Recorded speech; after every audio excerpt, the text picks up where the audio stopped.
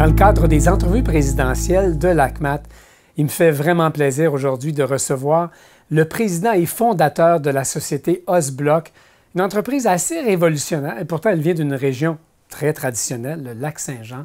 On va parler donc avec son grand patron, M. Marco Tremblay. Bonjour, bienvenue à l'ACMAT. Bonjour. Alors, Osblock, c'est né il y a 5 ou 6 ans, mais il faut absolument remonter pour comprendre pourquoi vous êtes arrivé à ce produit, à ce nom d'entreprise. Il faut remonter à, peut-être pas à votre jeunesse, mais à vos premières expériences avec l'industrie de la construction. Là, rapidement, vous, dans votre vie, M. Tremblay, un peu peut-être parce que votre papa était invalide, vous avez dû relever vos manches et puis aller sur le marché du travail assez jeune et vous vous êtes retrouvé dans cette formidable industrie qui est la construction. Je dis formidable, mais qui est aussi relativement conservatrice. Alors, parlez-nous de vos débuts. Vous avez fait quoi au début, puis vous avez été confronté à quoi?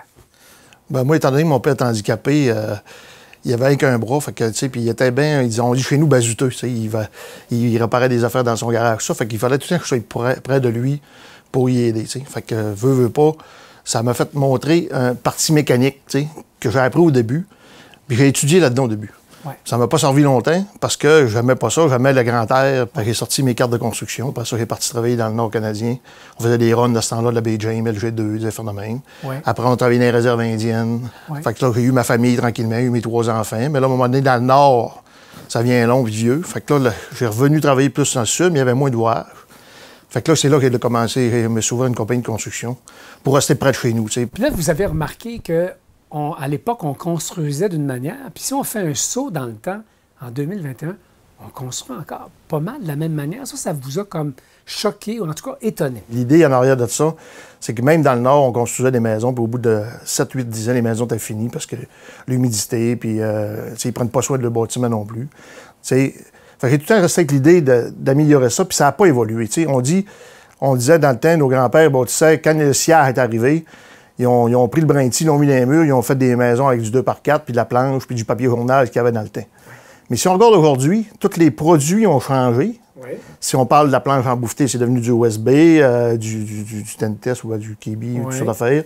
Mais à partir de là, toutes les couches ont changé, mais le produit comme tel, on monte encore des structures en 2x6 dans les pays nordiques. Oui. Il y a 2 types de construction sur la Terre. Tu as soit en 2x6 ou en structure légère qu'on appelle de bois, ou en béton pour les pays plus au sud. Oui. Oui. Puis là arrive donc, c'est une expérience, vous démarrez les habitations du Patriote. Essentiellement, c'est de construire des chalets, surtout en bois rond, j'imagine? En réalité, c'est que moi, quand j'ai travaillé dans le Nord, pour faire une histoire assez courte, c'est que quand je travaillais dans le Nord, l'hiver, c'est plus rude dans le Nord, j'allais travailler comme mécanicien puis soudeur dans des scieries. Fait que surtout, je travaillais en plus chez Barrette à Chapelle, dans le temps, M. Barrette, qui avait un moulin de haute technologie. Fait qu'on était toujours dans la haute technologie de la performance des moulins. J'ai travaillé, l'hiver, je travaillais là, puis l'été, j'allais travailler dans le Nord. C'est là que j'ai pris l'expérience de la machinerie. Et puis là, j'avais ma compagnie de construction en parallèle après. Ouais. Et puis là, ce qui est arrivé, c'est qu'à un moment donné, j'avais un associé, puis il fallait se séparer, puis c'est lui qui a ramassé la compagnie. Mais j'avais une clause de non-concurrence pendant 5 ans. Fait qu'il fallait que je me renouvelle. Ben oui. Puis là, quand ce temps-là, on passait dans le parc des Laurentides, puis il y a un monsieur qui sculptait des maisons à main. Ben oui. J'arrête le voir tout bonnement de même, puis je lui demande, j'ai dit, ça vaut combien, puis c'est quoi le délai de livraison? Il dit, ça vaut 45$ du pied, puis c'est 2 ans d'attente. Fait que là, une petite étincelle d'entrepreneur qui m'est venue, elle disait, ça se peut-tu? 2 ans d'attente, puis c'est la construction dans ces années-là, on te chicanait pour une petite poigne de tarte au Saguenay, tu sais. Puis là, je me suis mis à dire, je peux-tu faire de quoi avec ça? Plus vite. Plus vite. Fait que là, j'ai travaillé dans mon garage chez nous pour fabriquer une machine qui fasse du bois rond, mais usiné. Vous aussi, comme votre père, là. C'était quoi le verbe que vous avez employé? On bazutait. On disait, on faisait des inventeurs. On dit, chez nous, on dit, on est un bazuteur. Okay. Fait que j'ai inventé les machines pour fabriquer du bois rond, mais usiné. Ouais. Mais là, ça a pogné beaucoup parce que le monde voulait. J'avais un délai de livraison de 6 semaines, ouais, au lieu de 2 ans d'attente. Puis la maison, au lieu d'avoir des arbres tout croches, puis qui l'air rendre, là, elle était toute bien uniforme. Ouais. Fait que là, c'est facile de poser les armoires après le mur. Mais là, ce que ça a fait ça parce qu'on était dans les années où c'était la mode. On avait des grosses maisons bois ronds dans l'Ouest canadien.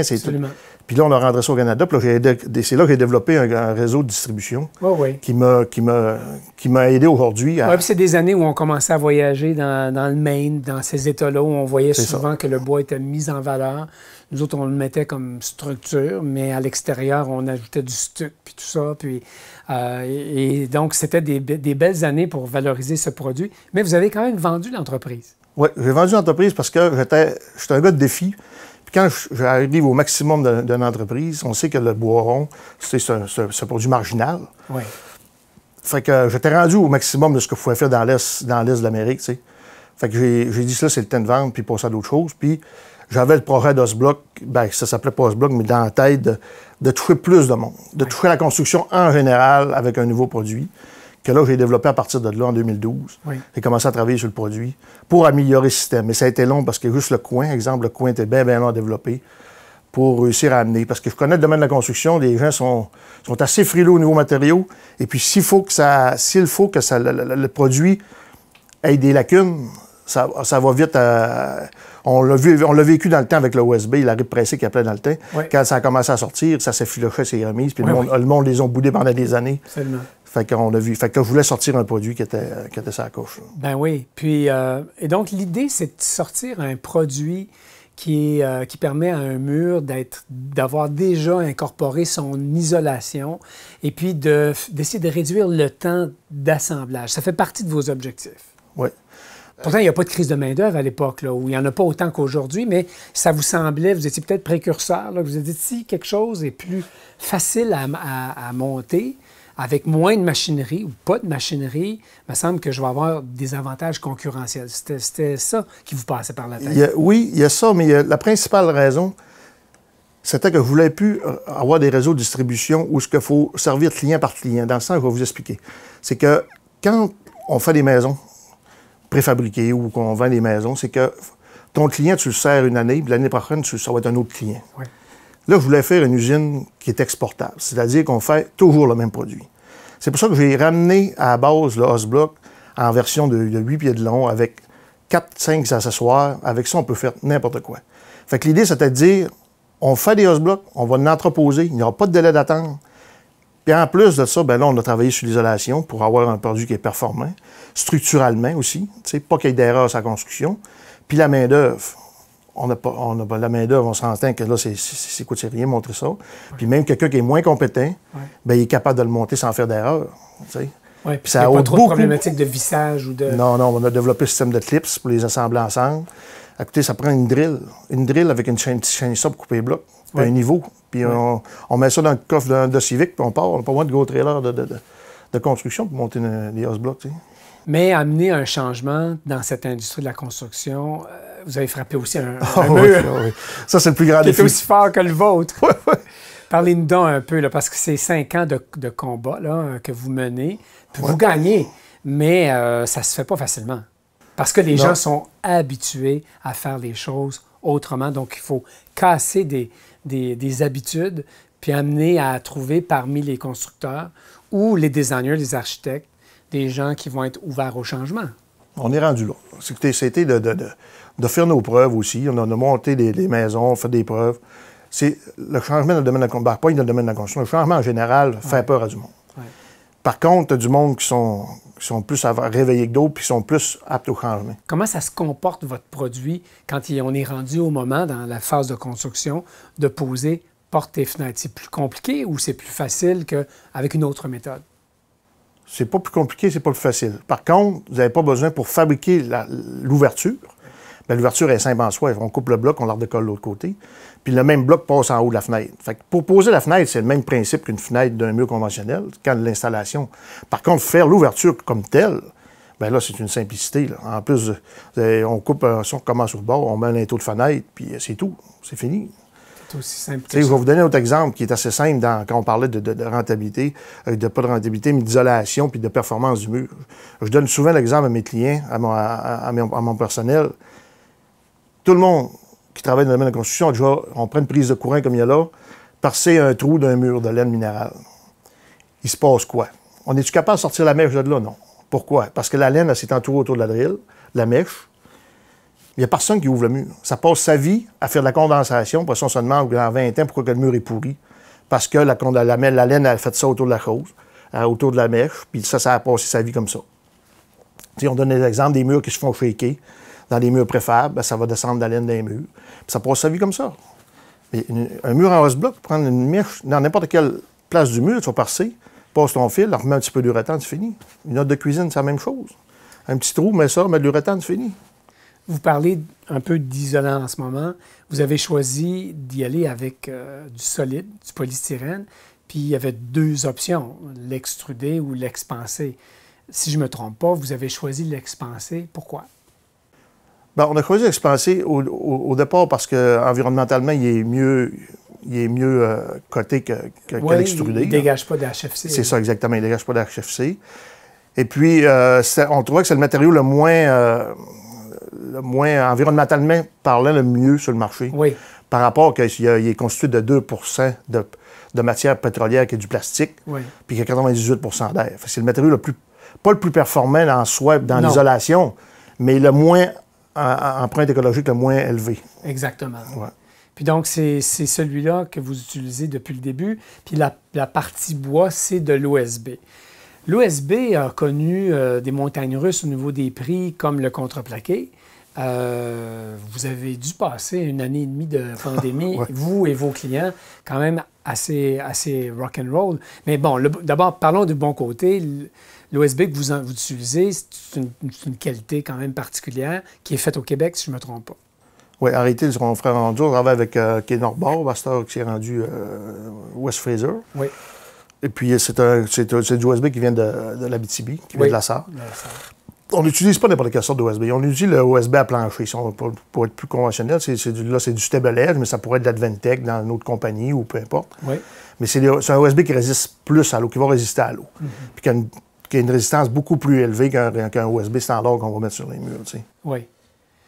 Et puis l'assemblage OSB puis polystyrène expansé, c'est une partie de votre recette, mais vous avez parlé en tout début d'entrevue que vous avez quand même travaillé fort dans les coins, comme certains joueurs du Canadien. Il a fallu que vous soyez très inventif pour faire que finalement les travailleurs de la construction trouvent que ça se manipule bien. En réalité, ce qu'on ne voulait pas, c'est de commencer à mettre des vis un peu partout. Oui.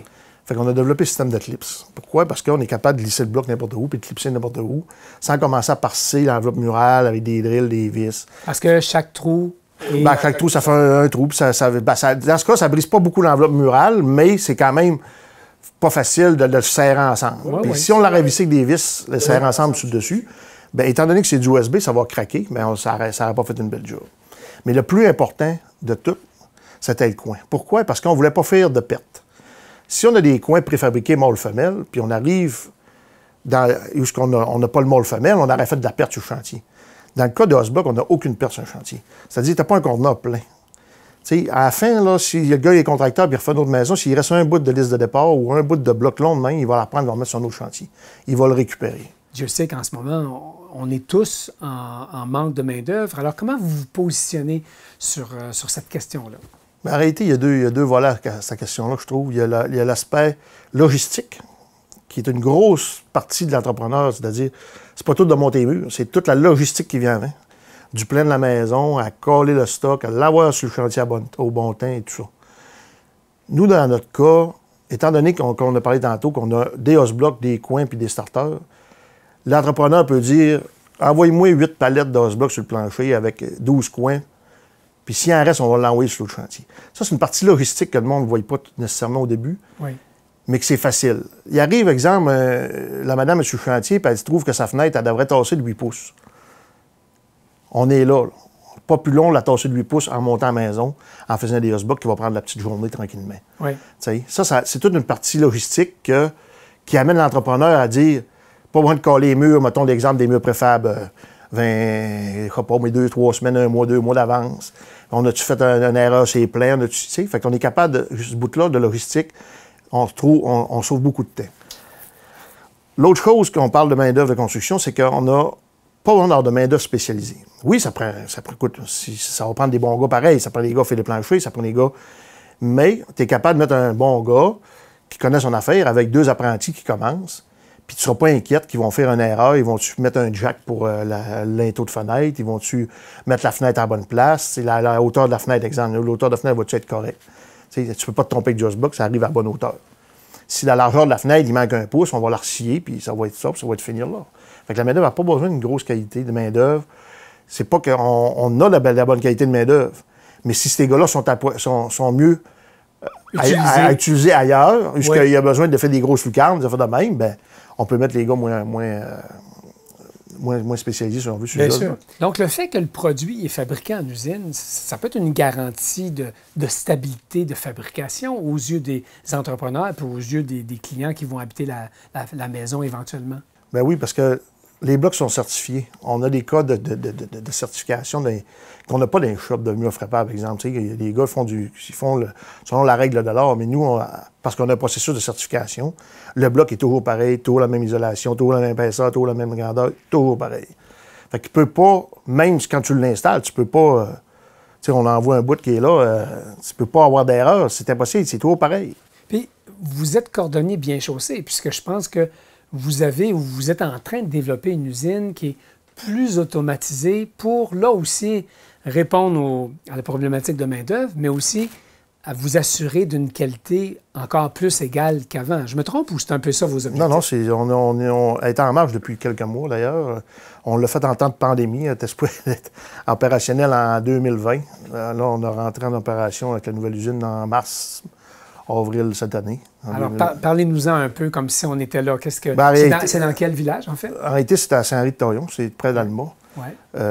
C'est que on a travaillé de ce projet-là depuis 2 ans, tout moderniser le processus, justement pour avoir une qualité de production, de produits, puis de production égale. C'est exemple, les cols, c'est bien appliqué, les températures, les sections de presse. Fait que si c'est fait à la main, ben tu peux avoir un gars qui met moins de colle, exemple. Ouais. Fait que dans ce cas-là, c'est tout automatisé. Fait qu'il ne peut pas avoir d'erreur. Puis là, à beauté de ça, ben, avec les problèmes de main-d'œuvre qu'on vit, on est content d'avoir fait ce move-là. Bien sûr. Parce que là, on a des consoles, puis le monde travaille sur les consoles, puis ça s'en va. Est-ce que vous voulez nous confier, ça représente un investissement de combien d'argent, ça, cette histoire-là? On investit pas loin de 5 millions dans cette ligne de production. Et à un moment où la COVID nous frappe, mais en réalité, vous êtes content maintenant d'avoir une usine un peu plus automatisée parce que ça enlève la pression sur les problématiques de la main-d'œuvre, non? Bien, il y a ça. Puis on a parti de l'équivalent de faire environ 2 maisons par jour à 8 maisons par jour, par corps de travail. Ouais. Fait que là, on a une capacité de production qui est beaucoup plus élevée, puis avec une qualité de produit qui est beaucoup supérieure à ce qu'on avait avant. Là. Avez-vous des délais de livraison complètement fous comme on voit dans d'autres secteurs? Non, nous, on n'a aucun délai. Ben, aucun délai. Le délai de livraison, c'est vraiment le délai des transports, là, si on veut. Là. Ouais. C'est la logistique, là, à peu près 2 semaines. Là, mais nous, comme je vous disais tantôt, étant donné qu'on fait toujours le même produit, si on ne fait pas un produit différent à chaque fois, ouais. Mais on peut stocker des 10 000 blocs puis de servir l'hiver, puis après ça, l'été, on dessert notre produit. Ben oui, tout à fait. Pas de problème. Alors, stratégie de vente. On a parlé beaucoup de fabrication avec vous, puis d'entrepreneuriat, mais il reste qu'un des éléments majeurs d'un plan d'affaires, c'est comment je vais faire pour que le produit se vende. Vous avez le marché résidentiel, donc celui des centres de rénovation. Beaucoup de gens qui nous écoutent opèrent des cours à bois. Mais je pense que vous êtes rendu à un point où vous voulez faire connaître en particulier les vertus du produit à la clientèle professionnelle, c'est-à-dire les entrepreneurs, les designers, les architectes, les ingénieurs, pour qu'eux puissent répandre la bonne nouvelle. Et ça, c'est de cette façon que ça va se rendre aux consommateurs, puis que possiblement, le réseau des banniérés, là, des cours à bois, va s'y intéresser s'il y a une demande de la part de leur clientèle professionnelle. Est-ce que c'est un peu ça que vous visez? Oui, en réalité, c'est par là qu'on s'en va. Écoutez, c'est sûr que le produit, il faut que soit distribué par les centres de matériaux. On va vous dire à moyen terme. Oui. On fait des tests. Comme tout entrepreneur, on essaye des recettes de servir. Parce que c'est le tour, l'histoire de la livraison. C'est les mieux placés pour de servir le client, c'est les centres de matériaux. Oui. Par contre, il faut que la demande vienne à l'inverse. Ces gens-là sont pas là pour pousser un produit, ils sont là pour vendre un produit. Oui. C'est-à-dire, ils ont tellement de produits sur ces tablettes qu'ils, de temps en temps, un commis va offrir quelque chose par rapport à un autre. Mais en général, ils ont tellement d'ouvrages, puis le personnel change beaucoup. Oui.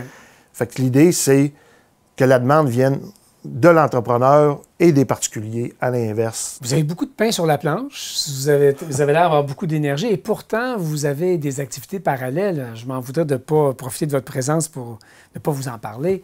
J'ai fait mes recherches, j'ai même un lac qui porte votre nom. Comment ça se fait qu'il y a un lac Marco? Expliquez-moi. C'est pas une demande de la famille, ça, ou quelque chose comme ça? Oui, en réalité, ça fait que je fais du développement immobilier depuis quelques années quand même. Puis je lui donnais tout le nom de mes entreprises. Le développement des patriotes, le royaume du patriote, le chemin du patriote. De toutes les affaires de même dans le texte qu'il faisait avec Patriote. Puis à un moment donné, on a acheté un lac à Saint-Bruno, au lac Saint-Jean, puis il s'appelait le lac d'Aqueduc. Puis il y avait plein de lacs d'Aqueduc. Puis là, mes enfants, ils disent il fallait y trouver un nom. Puis il y avait un lac à côté qui s'appelait le lac Tommy, de même, puis mon garçon s'appelle Tommy. Il dit, papa, pourquoi tu ne l'appelles pas le lac Marco? Je trouvais ça un peu, c'est hautain de commencer à donner un nom à ton lac, mais étant donné qu'on n'est pas si longtemps sur la terre, ben, il dit, on l'a appelé le lac Marco pour ça. Alors, vous êtes d'Alma, mais je veux savoir si vous êtes vraiment un gars du lac. Faites-vous de la motoneige? Bien sûr qu'on fait de la motoneige. Faites-vous de la chasse? On fait de la chasse. La pêche? Et oui, on fait de la pêche. Vous êtes un vrai de vrai. On a parlé beaucoup de construction. Oui. Mais en réalité, Marco Tremblay, quand on lit votre histoire, vous êtes sensible à l'économie d'énergie, au changement climatique, là, à toutes ces questions-là. Je ne sais pas si c'est parce que c'est comme père de famille, que c'est vos enfants qui vous ont rendu plus sensible à ça, mais votre bloc, vous êtes porté à croire qu'une de ses vertus, c'est d'aider à combattre les changements climatiques parce qu'il y a des vertus environnementales, mais aussi, vous le voyez comme possibilité de construire des maisons ailleurs qu'au Québec, dans des endroits où il manque d'habitation. Donc, parlez-moi de votre côté écologique, de votre côté social. Bien, écoutez, côté écologique, quand on est un chasseur, un pêcheur, oui. Aujourd'hui, c'est... Anciennement, on voyait toutes sortes de déchets dans la forêt. Aujourd'hui, le monde sont bien sensibles à tout ce qui traîne, à tout ce qui se fait. Quand on arrive et on est capable de faire un produit qui peut aider ce côté environnemental-là, tu sais, on parle des fois de bâtir un chalet dans le bois, mais il y a toujours des déchets, il y a toujours ça. Fait que, au point de vue environnemental, si on est capable de faire un produit avec le moins d'empreinte environnementale possible, surtout que nous, on est dans le Nord, puis on se promène partout dans le Nord, puis on a des terres immenses, qui sont de toute beauté. Puis autant du côté, quand on s'en va dans les pays du Sud, tu sais, j'ai travaillé beaucoup au Mexique à travers ça, en parallèle aux Philippines. Puis tu arrives avec du monde qui commencent à avoir les moyens d'avoir des maisons, mais ils n'ont pas les moyens. Ils ont les moyens financiers d'avoir des maisons parce qu'ils travaillent avec des grosses entreprises, mais qui restent encore dans des cabanes de tour. Puis aux gros chaleurs qu'il y a là, tu te dis, y a-tu moyen, quelque part, d'aider ce monde-là? Ouais. Ouais. Puis de lui mettre un toit sur la tête. C'est ça, là, ce bout-là. Là. Donc, ça vous énerve quand vous voyez les chantiers de construction avec les pourcentages de matériaux inutilisés, puis souvent qui prennent le chemin des écocentres. Puis après, on se demande qu'est-ce qui leur arrive. Ils n'ont pas toujours une deuxième vie. Hein? Et puis, quand vous voyagez, parce que vous aimez voyager, il y a des choses qui... bien que vous êtes un entrepreneur, vous aimez comment dire, les affaires, vous aimeriez vous jouer un rôle de ce côté-là aussi, puis ça fait partie de vos projets de continuer de vous impliquer là-dessus? Oui, définitivement. Définitivement. Osblock est une usine, on va dire une usine pilote au Québec. OK. Je le vois bien grand. On a des brevets dans 50 pays. Là, on fait les tests. C'est-à-dire dans le sens où, pas on fait un test, mais on fait... Oui. On contrôle... C'est un laboratoire. Un laboratoire. Un laboratoire. On a travaillé, comme je vous disais tantôt, avec le Mexique. On a fait des salons au Mexique. Là, on s'est aperçu des problématiques qu'il y avait au Mexique. Je vais vous donner un bon exemple. On a fait un salon à Mexico City, il y a 2 ans, avant la pandémie. Et puis là, on monte nos beaux murs Osblock. La première affaire qu'on se fait dire, ça résiste combien aux termites? À l'humidité. Fait que là, on a bien beau dire que l'humidité, c'est bon du OSB, mais c'est pas du béton. Non. Puis l'autre affaire qui nous a frappé dans la face, c'est pour ça qu'il faut aller voir. Oui. C'est qu'on est arrivé là-bas, puis le monsieur, il dit, les contracteurs, il dit, oui, mais comment ça se comporte des planchers de béton sur du Osblock? Oui. Oh, pas penser celle-là. Là. Oui. Tu sais, comme entrepreneur, on n'est pas accoutumé. Non. Tu sais, de mettre des planchers de béton sur 2 blocs de béton, c'est leur façon de faire. Oui. Et là, on servirait de bord vide dans la nuit. On a fait travailler les dessinateurs. Puis nous autres, on sait très bien que nos os blocs, on peut faire des planchers avec.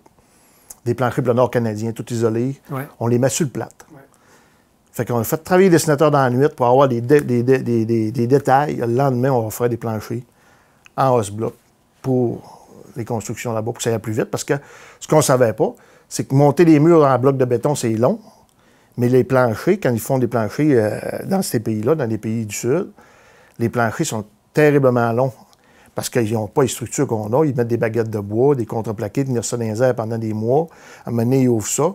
Puis il faut pas. Ce qui tue plus de monde dans des pays comme le Mexique, qui a des gros tremblements de terre, c'est pas les blocs de béton.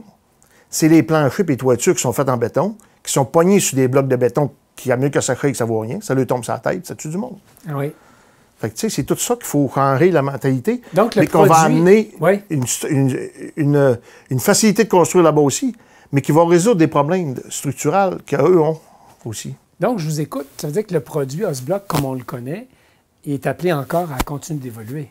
Ah, définitivement. On travaille fort, fort là-dessus. Oui. Notamment, j'imagine, à cause d'une certaine pression écologique, pour être, même s'il est performant, d'avoir encore moins d'impact environnemental? Exact, exact. Ouais. Écoute, on travaille fort. Si on travaille avec l'OSB aujourd'hui, c'est parce que la seule raison pour qu'on travaille avec du OSB aujourd'hui, c'est parce que c'est le matériau le plus stable sur le marché qu'on a dans les pays nordiques. Oui. Tu sais, même le contreplaqué est moins stable parce qu'à l'eau, il va enfler. Exact. Le bois va craquer, va tordre. C'est dur de faire une...